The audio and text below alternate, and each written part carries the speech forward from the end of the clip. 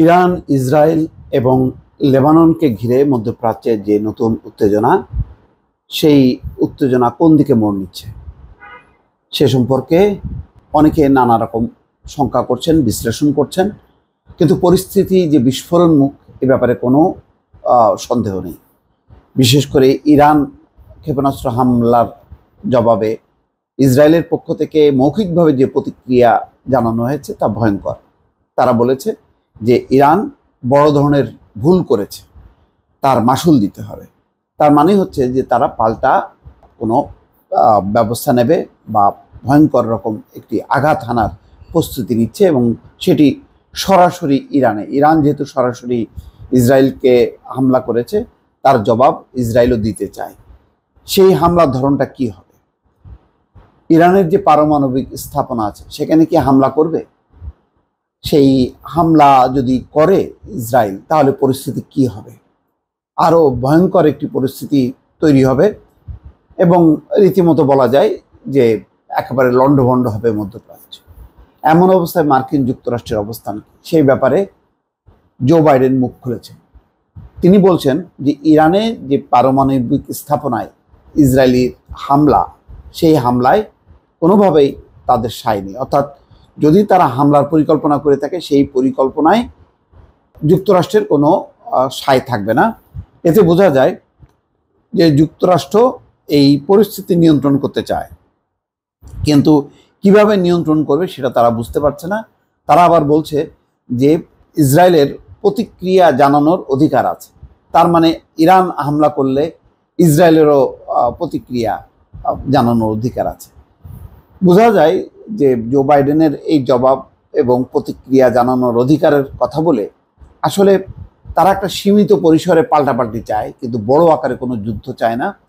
যুদ্ধ চায় না এই কারণে যে যুক্তরাষ্ট্র এখন মহাসংকটে, সামনে তার নির্বাচনের আগে এই ধকল সামলানো মধ্যপ্রাচ্যের তার জন্য বেশ কঠিন। সেই কারণেই মার্কিন যুক্তরাষ্ট্র চায় এটা যাতে নিয়ন্ত্রিত হোক। কিন্তু পাগলা ঘোড়া তো ইসরায়েল, তাকে তো কোনোভাবেই থামানো যাচ্ছে না।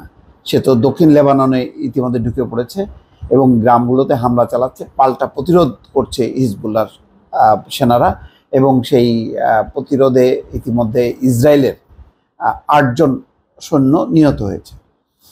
প্রতিশোধ নিতে গিয়ে ইসরায়েল যদি ইরানের পারমাণবিক স্থাপনায় হামলা করতে চায়, তাহলে তাতে সমর্থন দেবে না যুক্তরাষ্ট্রের প্রেসিডেন্ট জো বাইডেন। ইসরায়েলি ভূখণ্ডে ইরানের প্রায় 180টি ক্ষেপণাস্ত্র হামলার পর বাইডেন এই কথা বলেন। ইসরায়েলের সম্ভাব্য হামলার বিষয়ে তিনি এই কথা বলেন। গত মঙ্গলবার ইসরায়েল একের পর এক ক্ষেপণাস্ত্র ছোড়ে ইরান। এরপর থেকে ইরান ইসরায়েলের সম্পর্কে নতুন করে চরম উত্তেজনা বিরাজ করছে। যদিও ইসরায়েল জানিয়েছে তাদের আকাশ প্রতিরক্ষা ব্যবস্থা বেশিরভাগ ক্ষেপণাস্ত্র প্রতিহত করতে সক্ষম হয়েছে। ইরান বলেছে হামাসের রাজনৈতিক শাখার নেতা ইসমাইল হানিয়া, হিজবুল্লাহ নেতা হাসান নাসরুল্লাহ এবং ইরানের রেভলিউশনারি গার্ডস কর্পসের কমান্ডার ব্রিগেডিয়ার জেনারেল আব্বাস নীল ফোরো ইশানের হত্যার জবাবে ইসরায়েল এই হামলা চালিয়েছে। হিজবুল্লাহর বিরুদ্ধে লেবাননে ইসরায়েলি বাহিনী স্থল অভিযান শুরুর ঘোষণা দেওয়ার পর ইসরায়েল একের পর এক ক্ষেপণাস্ত্র ছোড়ে তেহরান। ইসরায়েল বলেছে তারা সীমান্ত ঘেঁষা গ্রামগুলো ইরান সমর্থিত হিজবুল্লাহর সন্ত্রাসী স্থাপনায় অভিযান চালাচ্ছে। আসলে শুধু গ্রামগুলোতে না, একেবারে স্বয়ং বৈরুতে তারা হামলা করেছে এবং সেখানে বেশ ভবন বিধ্বস্ত হয়েছে। ছবিতে দেখা গেছে যে সেখানে ফায়ার সার্ভিসের সদস্যরা আগুন নেভানোর কাজ চলছে।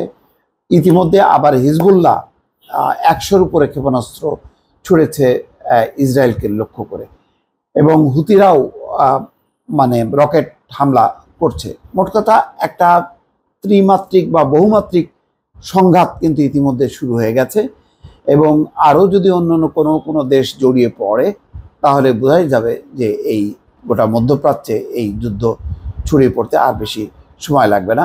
পুরো বিষয়টা নির্ভর করছে ইসরায়েল কি এখনও আক্রমণাত্মক ভূমিকায় থাকবে নাকি তারা রক্ষণাত্মক পজিশনে চলে আসবে, তার উপর নির্ভর করছে অনেক কিছু। দর্শক ভালো থাকবেন, আল্লাহ হাফেজ।